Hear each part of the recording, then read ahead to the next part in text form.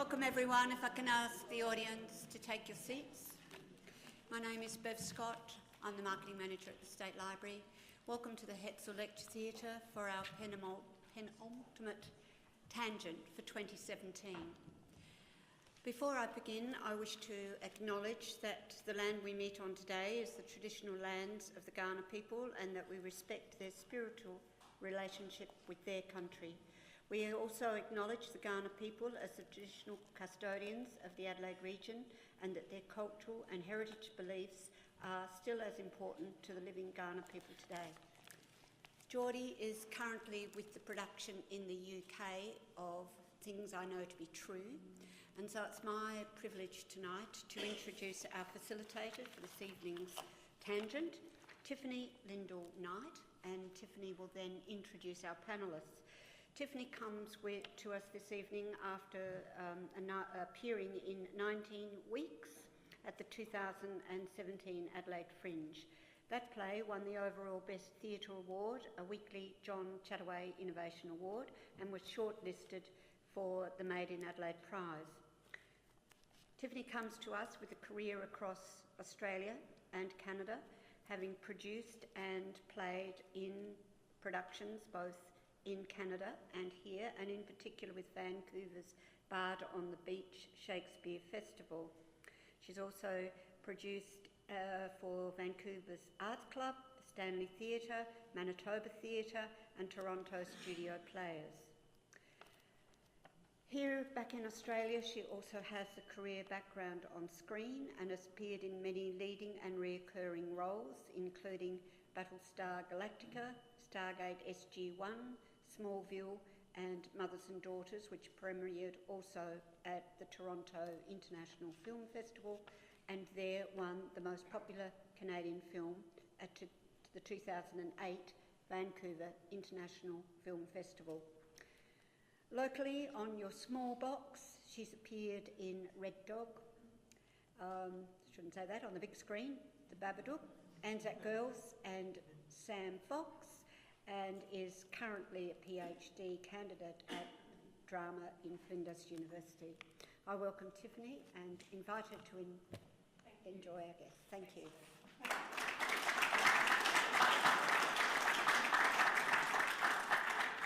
evening, everyone. I hope you can hear me. Please do let me know if you have a hard time hearing anyone tonight. I've never hosted one of these before, but I understand my most important job is to make sure that everyone is audible. So put your hand up and let us know if you can't hear anyone, and I'll tell them to pump up the volume. I'd like to introduce our wonderful panel, first off. We have Suzanne Verrall. Suzanne is an Adelaide-based writer. She works for the Adelaide Plains Council Library Service, and she has a PhD in English language and literature from the University of Adelaide, and has written over 300 reader reviews for the South Australian Public Library's catalogue. Her essays, flash fiction, and poetry appear in numerous publications, including Archer magazine, Lip magazine, Flash Frontier, and the current Australian Poetry Journal. And you can also listen to Suzanne on YouTube reading her poem, Citizens of America, which I've done, and it's fantastic, so I recommend that you do that too. Welcome, Suzanne.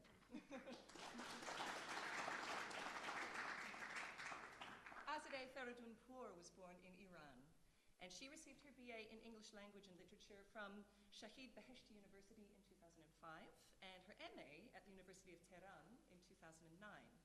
And she is currently a PhD candidate in American literature, covering 4 American white women novelists from the 1950s to the 1960s, also at the University of Adelaide.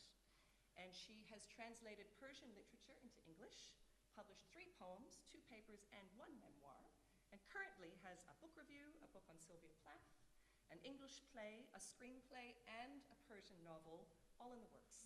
So welcome to Azadeh.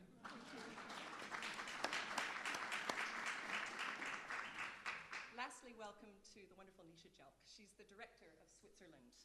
She graduated from Flinders Drama Centre's directing course in 2010 with first-class honours and a university medal. That same year, she also won the Helpman Academy's Bendigo and Adelaide Bank Award. And she was the resident director at the State Theatre Company until 2016, where she directed Volpone, Craps Last Tape, Othello, Jessica, and Random. And other directing credits include Deluge, Alice and Peter Grow Up, Hamlet, and Sepia, which was awarded the 2012 Adelaide Fringe Tour Ready Award. So welcome to Nescha.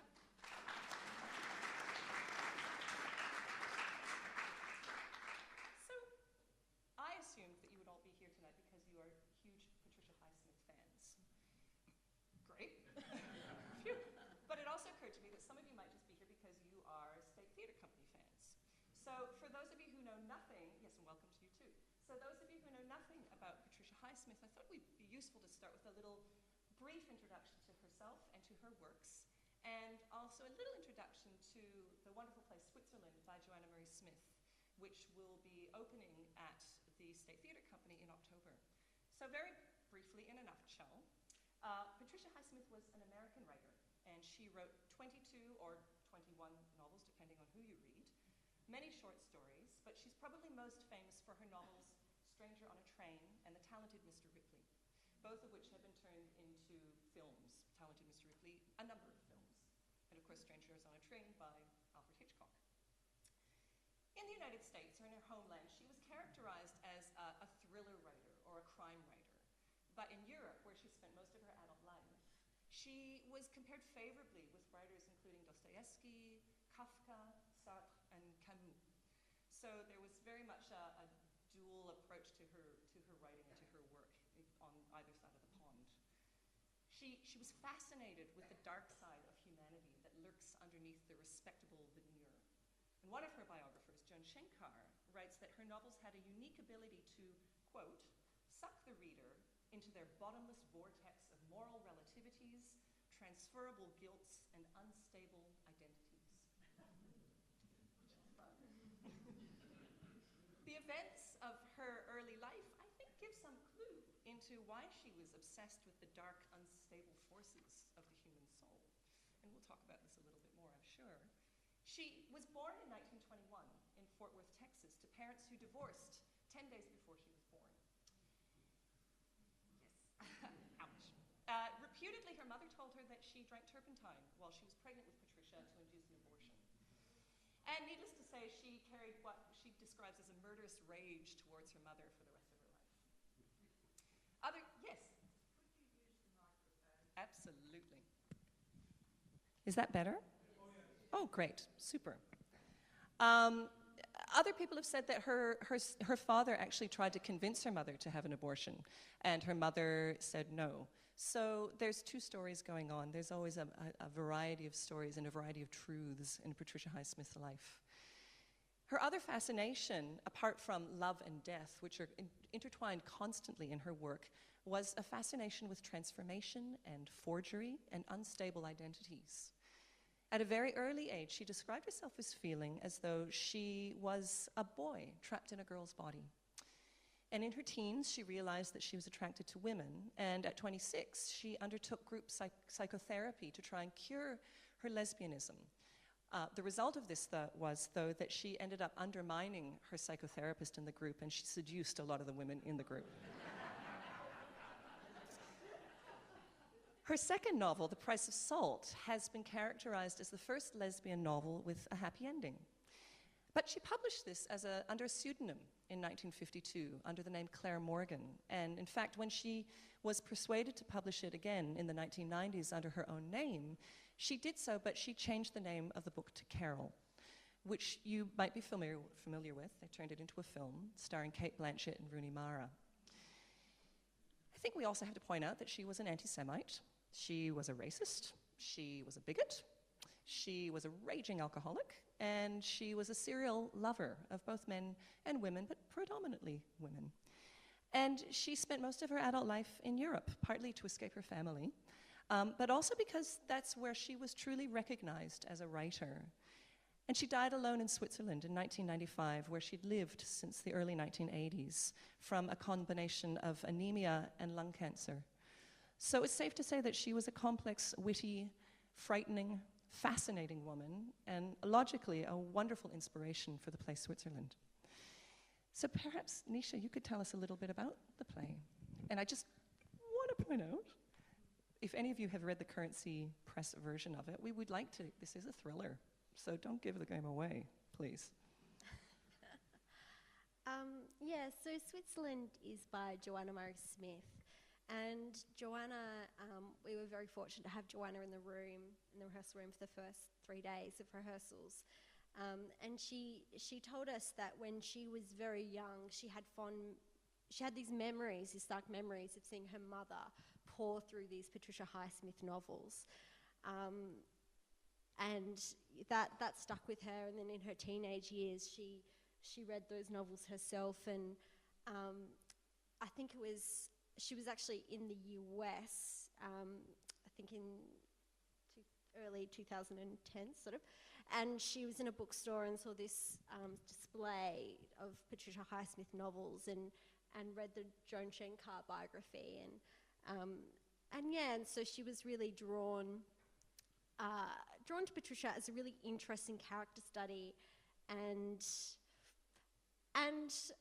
wrestling with her respect with Patricia as a writer, and what that means of respecting a writer who had some questionable views, had some pretty distasteful views, but I think we'll talk about that later. So Switzerland, so basically Joanna set out the task for herself to write a play about Patricia Highsmith in the style of a Patricia Highsmith novel. So it's set in Switzerland, where Patricia Highsmith spent, I think, her last 10 years of her life, 10 or so years. And she's living in what was known as Casa Highsmith, this bunker-like building that she designed herself. Very imposing when you arrive. There's images of it, and it's basically a brick wall with these tiny square windows. So that's where she'd set herself up. And it's set in 1995, so the last year of Highsmith's life. So Highsmith is in Casa Highsmith, and she's visited by a young man from her publishing house in the US. And he's trying to convince her to write the final Ripley novel, to write another Ripley novel. And so the play is this cat and mouse power struggle that goes through 3 acts over about an hour and a half. And it's also being a Joanna Smith play, quite darkly funny as well. But I won't say too much more about it because I'll probably just give away the ending, and it's a good ending, so yeah. Thank you. So my first question for each of you is a really personal one, and that is, what was your first encounter with Patricia Highsmith, and what was your response to her?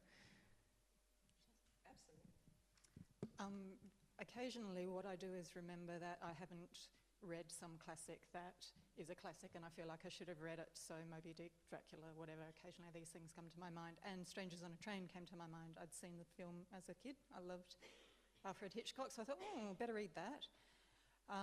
And did, and loved the dense psychological tension of that novel, and I loved the idea that, for me at least, the two main characters are actually a single psyche. And so this lovely duality that comes our dark side and our light side, that's not quite fair, that's too simple, but that's a beginning, a way in, was really, really attractive to me. So you can read my review on the SA Public Library catalogue and take it from there. I would suggest perhaps that Strangers on a Train is not to everybody's liking. It's not an easy read, and it is dense, and generally when you get a copy too, the type is pretty small, so grab a magnifying glass if you wish. Well, I guess mine was a little bit different because I had to do everything a little bit systematic. When I was just preparing my proposal for applying to University of Adelaide, I tried to do something which was a continuation of my MA thesis. My MA thesis was about Sylvia Plath, and I tried to approach her poetry from a sociocultural and sociopolitical aspect, because I think it is not only a problem back in Iran, but majorly throughout the world. But thanks goodness, nowadays things are changing for her. But generally speaking, she is recognized as this crazy suicidal poet who ended up her life by just putting her head into the gas oven. So what I wanted to say in my MA thesis was, well, she didn't commit suicide just because she had this kind of depression, but it was the society and the culture of the 50s that just pushed women into limitations that they just couldn't bear. So I just wanted to continue in that realm. I mean, I just wanted to do something about the society and the culture of the United States of the time. So I tried to find some novels by women writers who hadn't been thoroughly studied.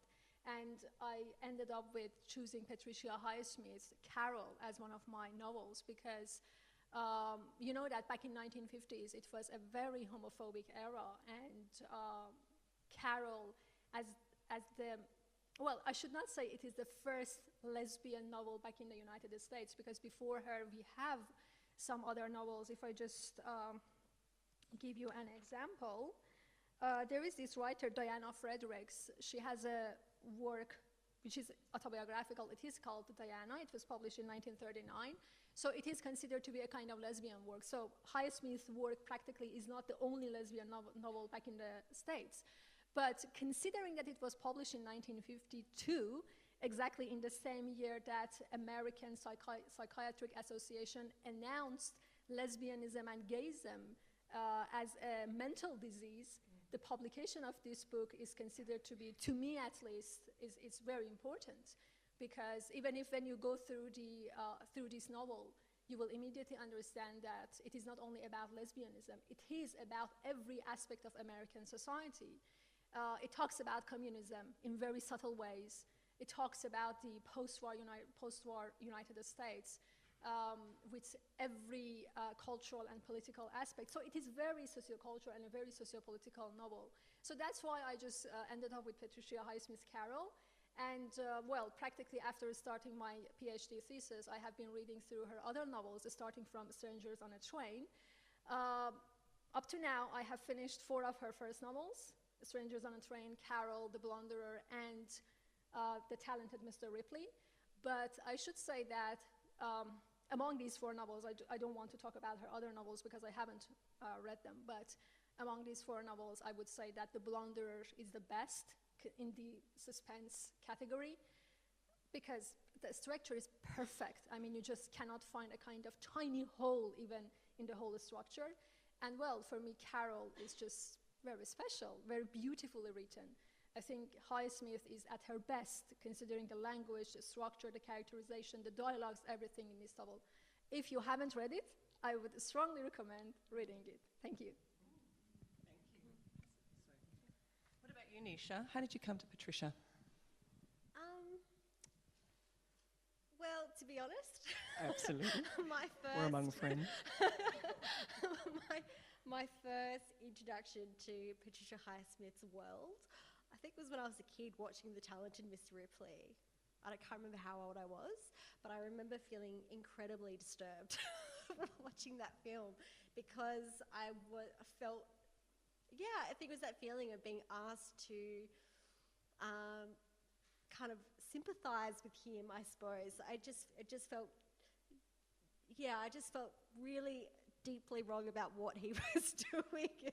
Yeah, my parents let me watch whatever I wanted to, just pretty much. I can't remember how old I was, but yeah, that was my first sort of introduction to her world, and it was, yeah, that feeling of being asked to kind of sympathise with the protagonist in a way, or see that story through his lens, and yeah, and then it's been, you know, I was lucky enough to see the STC, Sydney Theatre Company production of Switzerland as well, and got that sort of picture of her life, and what an fascinating sort of character study of a woman she is.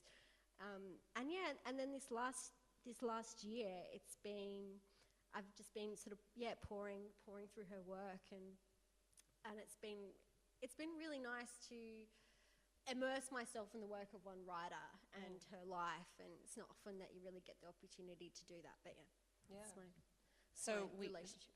So with that research that you've done, and obviously, Azadeh, you've done a lot of research too with your PhD, there's a lot of speculation that love and death are inextricably bound up in Patricia Highsmith's work. And one of her biographers says that she actually did some research on Patricia Highsmith and stalked her, or stalked the places that she'd been. And she claimed that all the places where Highsmith has murders committed in her novels are actually places where she had a romantic tryst with partners, with lovers. And so she's sort of excavating her rage on these lovers through fictionalizing a murder. With the research that you've done, or the reading that you've done, how much do you think autobiography operates in her work? Do you have any thoughts on that? Shall I start? Yeah, go, that way. Well, we should say that Highsmith's works are her life, without any doubt.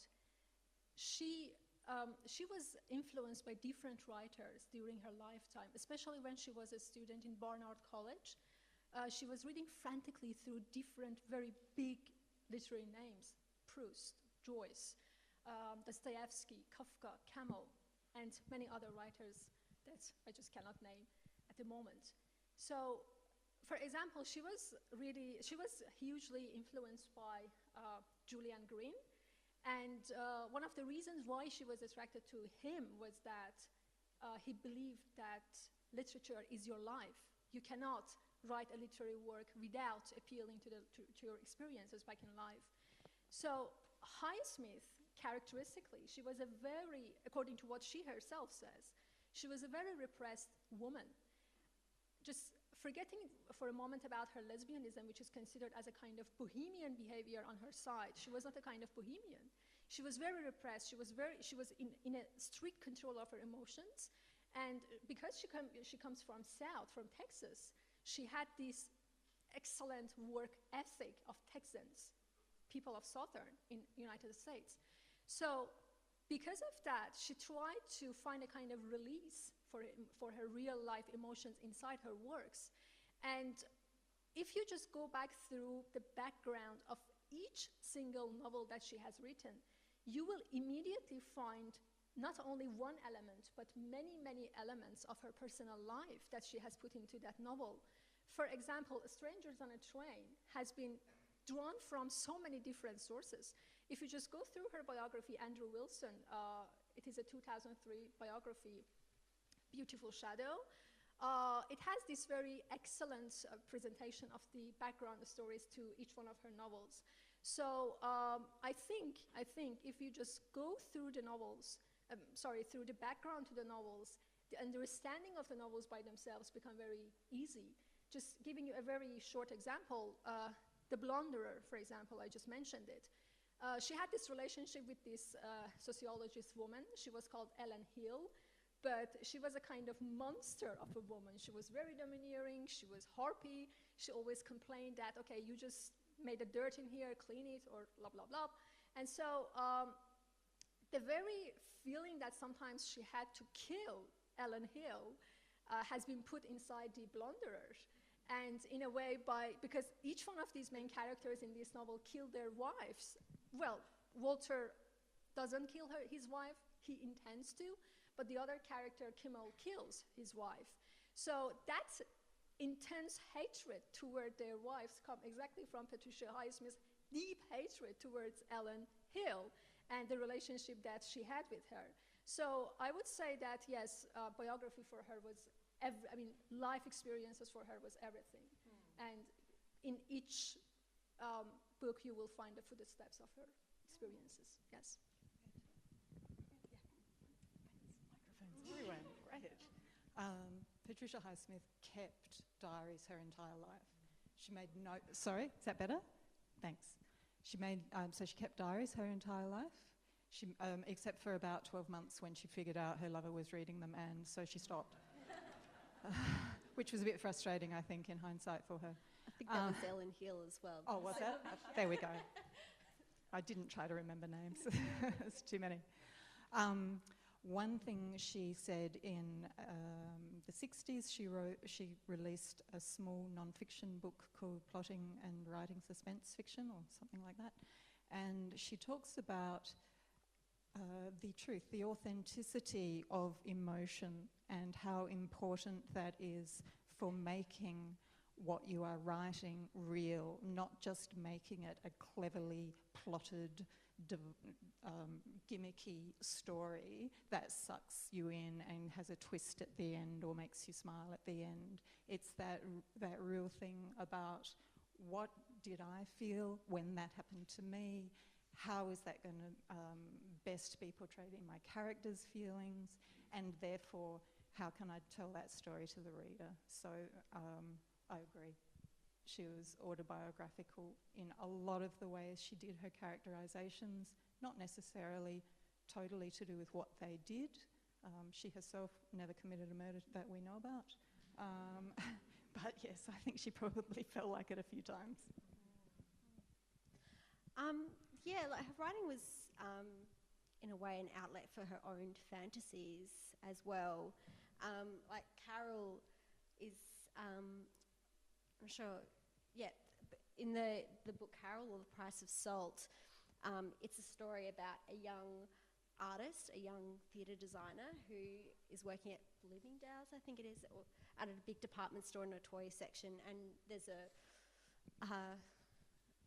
quite a sort of wealthy, beautiful woman that comes in, and it's this sort of momentary exchange between them, and the set designer Teresa pursues her and you know, finds a way to get to a house and introduce herself and things like that. And it's actually based on an experience from Patricia's own life of working in a department store in the toy section, meeting this woman that's wept her away, and then she kind of took that moment in her own life and then wrote the rest of the story that I suppose she would have hoped for, and also in terms of her own sort of murderous desire, I think. And actually, do you know, I've got a quote in terms of what you're talking about in terms of murder and love. I've got a quote which is from Beautiful Shadow, which is from Patricia Highsmith, on that sort of love and murder. And I think this is actually about the woman that she met, because I think I can't remember if it was her or it was a different Virginia, that she found the house of this woman and had kind of... Virginia Kent Catherwood. Yes, that's right. She was a married woman, and Patricia Highsmith fell in love with her. But I'm not sure if, I think she divorced her husband, if I'm not wrong. Yeah. But yeah. But there was this quote from the Andrew Wilson from Patricia Highsmith from one of her diaries saying, for the curious thing yesterday, I felt quite close to murder too, as I went to see the woman who almost made me love her when I saw her a moment in December 1948. Murder is a kind of making love, a kind of possessing. Is it not too a way of gaining complete and passionate attention for a moment from the object of one's attentions? To arrest her suddenly, my hands upon her throat, which I should really like to a kiss, as if I took a photograph, to make her in an instant cool and rigid as a statue. So that's just a quick correction. Oh, yeah? This is exactly in regard to that woman who walked into the toy department. Yeah. She's called Kathleen Wiggins Sen, and she committed suicide in 1951 without knowing that Highsmith had written such a novel about her. But this paragraph has been exactly written about this woman, and it was at the time that she was stalking her. Yes, go ahead. Murder being... Oh, can you just say that bit again? Murder about being a type of... Yeah, murder is a kind of making love, a kind of possessing. Thank you. Yeah. In The Talented Mr. Ripley, the murder scene when Ripley murders Dick Greenleaf. Thank you. Yeah. It is the most intimate and violent and awkward experience for both of them, actually, which can be a lot like sex. But the erotica is not there. The erotica has happened in the planning. and in Ripley's mind and in his thoughts and in his desire to be the other man, way before this actual rather irritating act has to occur, which is get him out of the way so that then I can wear his ring and wear his clothes and use his money. Speaking of money, I'm very interested about his relationship, Tom Ripley's relationship to money, and what that says about Patricia Highsmith. She was very fortunate to be able to live off the proceeds of her very popular novels, and she made millions, and they think it's ferreted away somewhere. But she was notoriously frugal as well. What do you think? And similarly with Tom Ripley, he aspires to take down the identities of these wealthy people and live sort of the gentleman abroad, living, you know, this affluent lifestyle, 1950s lifestyle and country gentleman. But he lives a really empty lifestyle until he's pursuing his next scrape. Do you have any thoughts on what Patricia Highsmith is saying, even consciously or unconsciously, about the American dream and about capitalism in 1950s America? Any thoughts on that? No, please. You can well, all the have American thoughts. dream didn't suit her because she moved out of America. But she did like money. She liked the freedom that money buys. But she also liked playing in her novels with the idea that money is power, but just because you don't have money doesn't mean you don't have power if you have the sensibility toward money. So she has, again, lovely playing with duality, but twisting things around. So, for example, in the Two Faces of January, where we have a rich, older, well, younger than me, but older man, being pursued by a younger man who doesn't have the same amount of money, but has more power, because the richer man's attempts at bribery don't work. Attempts at, here, I'll pay you and you won't talk about the murder I've accidentally committed, and I'll pay you and you'll do what I want. And the less wealthy man who has the ability to say no, and indeed does say no, ties this other richer, purportedly more powerful man around his finger. And that is, I think, where the European sensibility comes in, and that's what appealed to Patricia Highsmith. She wasn't so interested in work hard, get rich, be powerful, because she knew it didn't work necessarily. Fascinating. Well, I do agree with you about it. Absolutely, she was sick of American society, and yes, that's why she moved to Europe. But I think just forgetting for a moment about the question of money per se, we would say that she was very interested in the question of power in all its forms, whether it was material power, which was brought by money, or whether it was a kind of psychological power. Because if you just go through his novels, you will immediately understand a kind of shift of power. Power is always changing between different characters. Even the weakest character that you may not imagine him or her to be powerful becomes such powerful characters at some certain points in her stories that they just take over the whole plot, you know, for that single moment. So that's one of the things that I think we should just add to the point. And another thing is, though she was not very interested in the, let's say, workers' literature, proletariat literature, as it was very popular during the 30s and 40s back in the United States, she was still trying to represent this aspect of corporate 1950s American society into her novels. For example, just giving you a very direct example, Carol begins at Frankenberg's, which is a department store standing for Bloomingdale's, which was the real department store that she worked there as a saleswoman. That can be considered as the perfect example in her story as a representation of the capitalist society, especially back in the 50s United States, which tried to just push all the people into some single form. You know, even people back in that department store are not recognized through their names. They are recognized through some certain numbers, you see?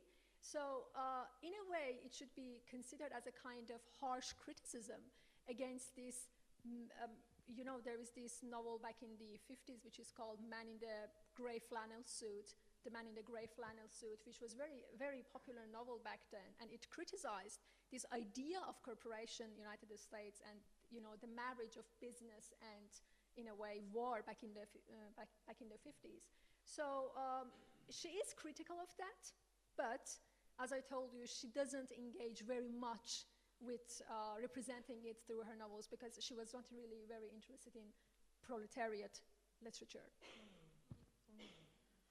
I think for her, money was.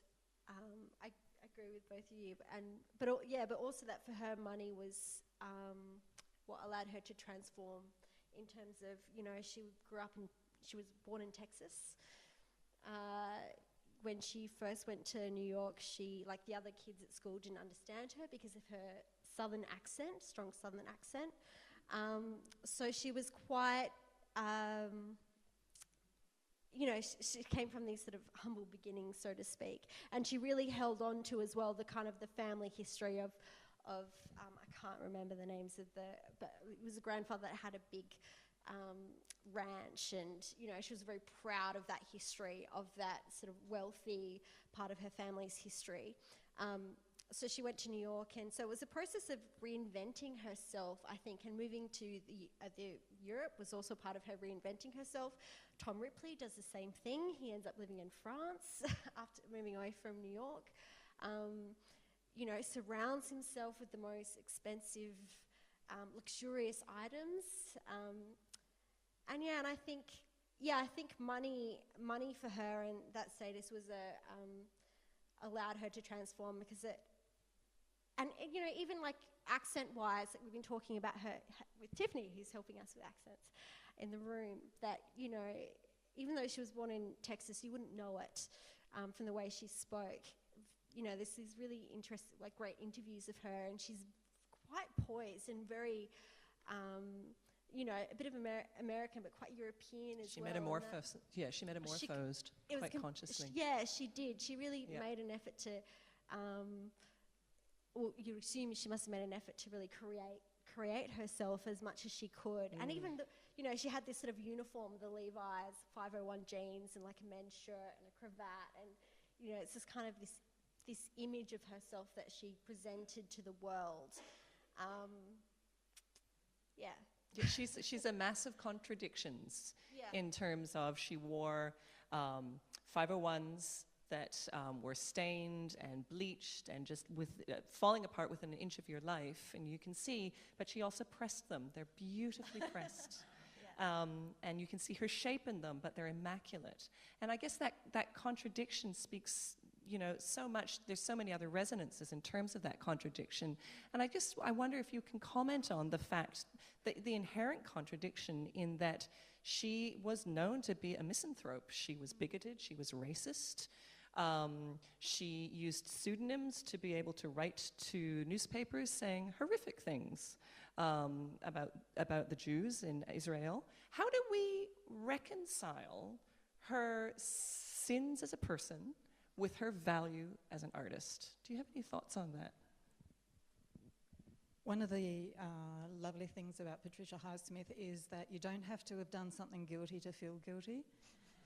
And it's quite easy also to do a criminal act and never feel guilty about it. And I think that is the attraction. That is certainly perhaps easier for us to take now than it was in 1950s America and 1960s.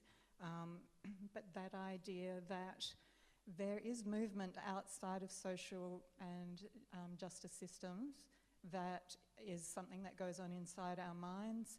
And she was crap at writing dialogue, and one of the reasons was that she embraced so much thinking in her books is because it's way easier to think truthfully when no one else can hear you. And so maybe that's why she's covering up, but still wanting to have her say in the real world. Interesting. Yeah. Another question I actually had for you is, I mean, so many of her books have been translated into film, and you said that Strangers in a Train is a pretty dense read. Of course, Hitchcock made that into a seminal film. Carol is a film, The Talented Mr. Ripley. What do you think the fascination is, or why does it translate into film so well? Do you have any thoughts on that, Nescha? Look, I think it's, I think, you know, one thing she did well was the suspense. She knew how to plot a story full of suspense and to keep the reader hanging on and you know, turning the page and you know, and it was the fact that she was one of the, not the only, but one of the earliest writers, one of the earlier writers to really force the reader to sympathise with this protagonist character doing horrendous things and to really make us question. And I think film as well is really another great medium in which to do that, in which you are made to see a lens through a particular character's eyes. So, yeah, I think her, you know, that they're so tightly plotted, I think that is, you know, would have appealed to filmmakers. But also, it was really, there's this French interview of her where she's asked what the favourite production of one of her books turned to film have been. And she said that it was Hitchcock's Strangers on a Train, which was her favourite, because they weren't truthful, like he wasn't rigidly truthful to the novel, because he understood that the film needed, because film is a different medium, that it needed to have differences in order to work in that medium. So I found that quite surprising. I would have thought that she would have been really quite, you know, rigid, and you know, but she wasn't. And she said as well in this interview that, you know, she didn't want to interfere in the making process for the film, that she, so I was, kudos I wonder to if her. there's also something about, as you said, you know, that she couldn't write dialogue well, and film forces the actor to do so much without speaking, that it's in the subtext and it's in the thoughts and reactions that we get to see the multiple layers. So maybe actors are pushing for that opportunity too. Azadeh. But I would add something about this film. She wasn't very grateful to all these changes that made to her novels. I will just quote her from about this Strangers on a Train when it was changed to a film in 1951. She was very, at first she liked it, and she said that it was quite good, but then she said that, I'm angry with Hitchcock because of the way Hitchcock drained the work of its power to shock. This means that, as Nescha said, because the media is totally different, when they want to communicate a kind of message to the audience, and they have to keep the box offices working. So they wanted, in a way, because we know that Highsmith's works are immoral, in a way. They are not considered to be moral. There isn't any kind of moral conclusion to her stories to say that, okay, the bad people are going to be punished and the good people are going to be crowned. There isn't anything like that. Most of the time, the bad people get away. So she did this because she said that I hate the kind of artificial morality that exists in the American society. So I want to say that, look, there is another side to your morality, and this is this. Bad people can get away without being punished. And because of that, she didn't like it when people on the screen tried to force a kind of moralization to her stories. Because she said, here when it says he has, in a way, he has destroyed my book, because of that, it is because Hitchcock wanted to create a sense of shock in the audience, and that's why he changed the ending and some of the story. But she really didn't like it, and she was furious when people did that to her stories. And Hollywood in the 50s was still a pretty moral place, I think. Yes, exactly. Yeah. And then one of the reasons that why Highsmith, because at the beginning you referred to this very fact that in Europe she was received differently, and in America she was merely categorized as a kind of suspense writer. Critics believe that back in the 50s, people wanted to see morality in the stories, in the novels. And when they couldn't find such a thing in Highsmith's works, they got disappointed. And that is why Highsmith was never a bestseller in the true sense of the word back in the United States, why she was very well received in Europe. Just because of this fact, her works didn't have a kind of moral conclusion. That's interesting, what it says about the two different cultures. Thank you. I'd like to take this opportunity to open up questions from the audience. Yeah. Would you like a microphone? Here, I'll walk you over. I wonder if the panel can reflect and comment on the presentation of Tom Ripley in the most recent films. So that's The Talented Mr. Ripley and Ripley's Game. And in The Talented Mr. Ripley, we see Matt Damon playing Tom, and I think a rather naive Ripley. And in Ripley's Game, we see John Malkovich playing Tom, who's really menacing. And I wondered which one you thought came closest to the Ripley. Yeah, well,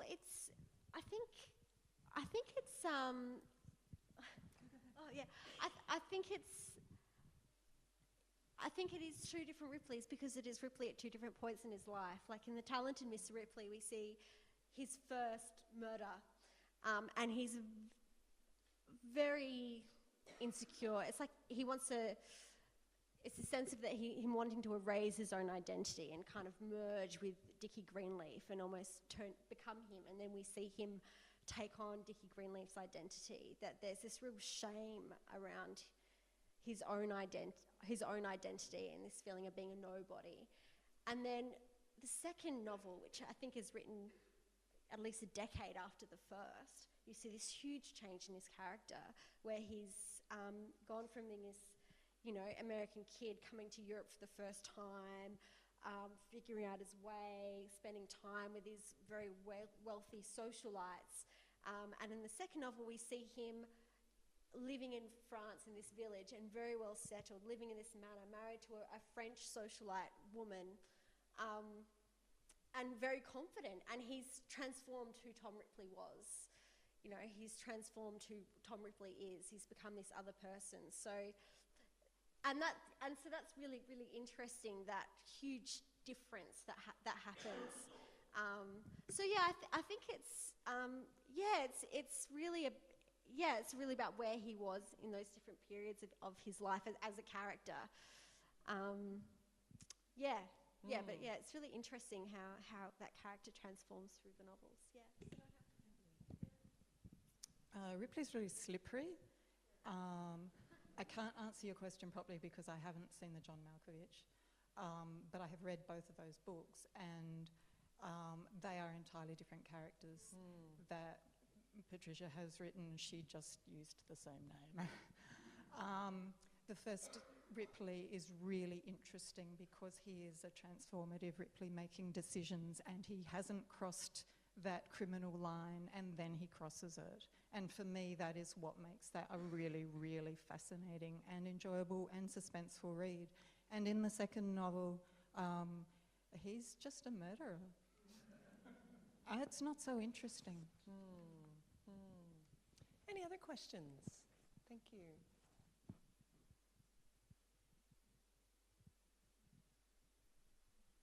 Nobody loves No. Beg your pardon? You covered it too well. Oh. Well, we've got 10 more minutes, so. I was going to ask the panel what they thought about the fact that Patricia Highsmith became so reclusive, how that might have influenced another Ripley novel, or how that influenced some of her writing during that period of becoming more and more reclusive. Good question. Did you all hear that? Was that clear? Yeah, so how did her reclusiveness, could you speculate on what that would have been for another novel? Well, I'm not sure if we should say that Highsmith was either a recluse or a misanthrope.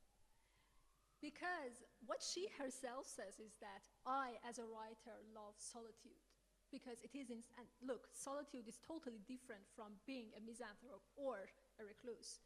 She says that I cannot work in the presence of other people if they just go around me and just do chores.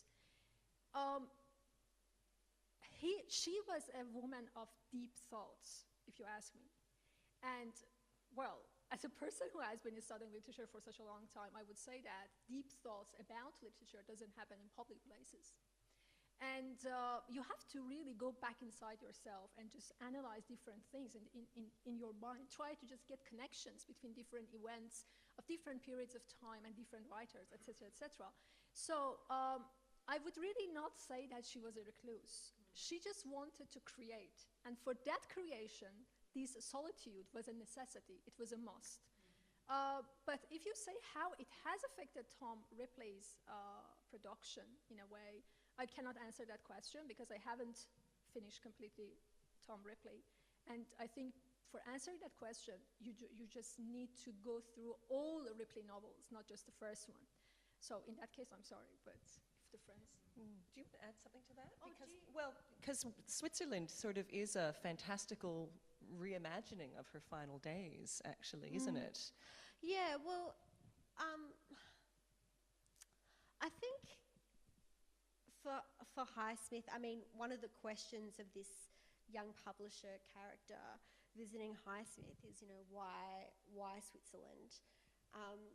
And one thing, I don't know, because I think it was in the Joan Schenkar biography in terms of that calling her recluse thing, like I think Joan Schenkar actually says, you know, she's one of the most social recluses I've ever heard of, because she actually had quite a lot of visitors.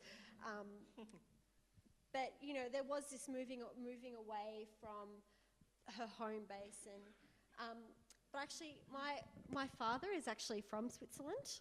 And I got him to come into the rehearsal room for just for a morning.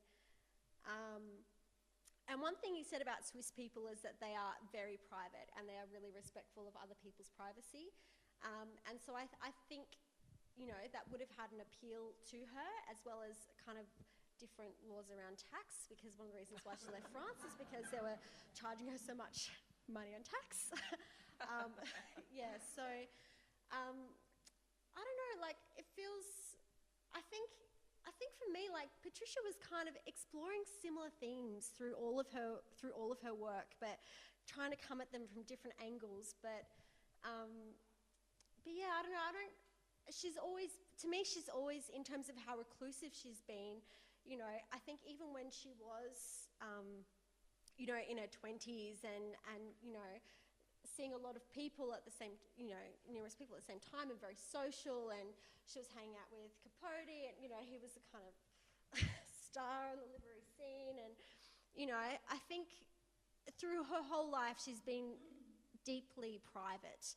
And, you know, I think in terms of her moving away, it was, I think in the end, easier for her in a sense. Like, I think there was a point in her life where, you know, it was easier for her to have an imagined relationship with someone as opposed to the heartbreak of the real thing. Like, there was a moment where, and I don't know if anyone here can remember, but there was an actress that she had this fantasy relationship with that she would write about.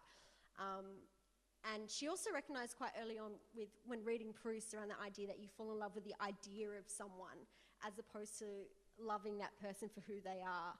And also in her very intensive kind of self-reflection on her own life, drew that sort of conclusion around her own relationship with her mother and her mother's rejection of her, particularly when her mother moved to New York for a year and left her in Texas with her grandmother.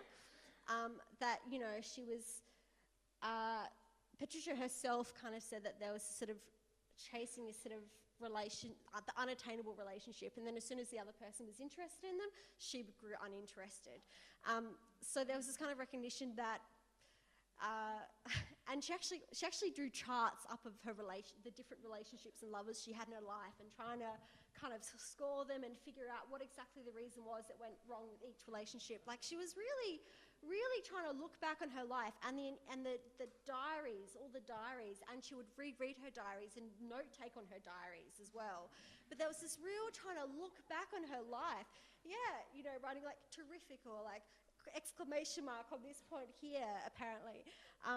So she was really trying to kind of figure out this puzzle. And, you know, to the point, where she was having this fantasy relationship with this woman, and she went to this dinner party. And the host of this dinner party said, she just lives upstairs or something like that. We can introduce you to her. And she was like, no, I don't want to meet her. That it was the fantasy that she wanted, it was the idea of someone that she wanted. So she was caught, this weird trap that she knew that she was caught in, but somehow couldn't escape out of. Yeah, and I think Ripley became that for her. This was, she actually would sign things, Pat H. and aka Ripley. She identified so closely with him. She even sent a few trophies, awards back to have them re-engraved to her and Tom Ripley. Yeah. So she had a deep, so it was safer to have a love affair in Fantasyland than in reality. Well, there was a moment in one of her diaries where she talks about, I think when she was in New York, I think she was like 10 or 11 years old, and she's in school, and her teacher asks her to close or open a window, and she had to climb up, and she saw this man walking down the street. This young man, this is in, I don't know, the 30s or something, 30s in New York. Saw this young man walking down the street and just looking so free, and just this feeling of envy and sort of this feeling of chasing that man her entire life, of that kind of freedom, I suppose, that she never felt herself. So there was a sort of envy, and I think Tom Ripley was a sort of outlet for her own, fantasies in a sense, or her own. Even just that similarity of them both ending up in these houses by a canal in France, in a little village, and it's funny watching this French interview of her. It's this 20-minute interview. And unfortunately there's no subtitles, but you get to see her, at her desk working and in her garden, and it's like, this is exactly how I imagine Tom Ripley's home. You see her walking along, and there's a canal, and that's the environment of Tom Ripley that I imagine. So perhaps she's got a lesson for all of us, all our murderous thoughts. We should all instead just become writers. So, look, yes, please. Yeah, one more thought, please. I have to do this because I work in the library, and I have to leave you with a book recommendation. We've talked about some novels. Let's talk about a couple of collections of short stories that are in the library collection. 11 and Little Tales of Misogyny. Totally worth having a look. If you want to read about killer snails and things, go there. Because Patricia Highsmith has a lovely sensibility around the grotesque and the gothic in some of her short stories, and they're worth a look. So thanks very much. Oh, thank you so much. Yeah, and I'd just like one more time to thank our panel, Nescha and Azadeh and Suzanne. It's been a fantastic conversation.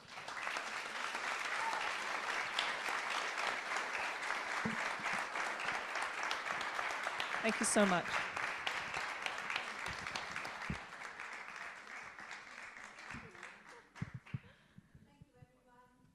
Thank you, panel. Thank you, Tiffany. We look forward to seeing you for the final 2017 tangent early November. Thank you for coming.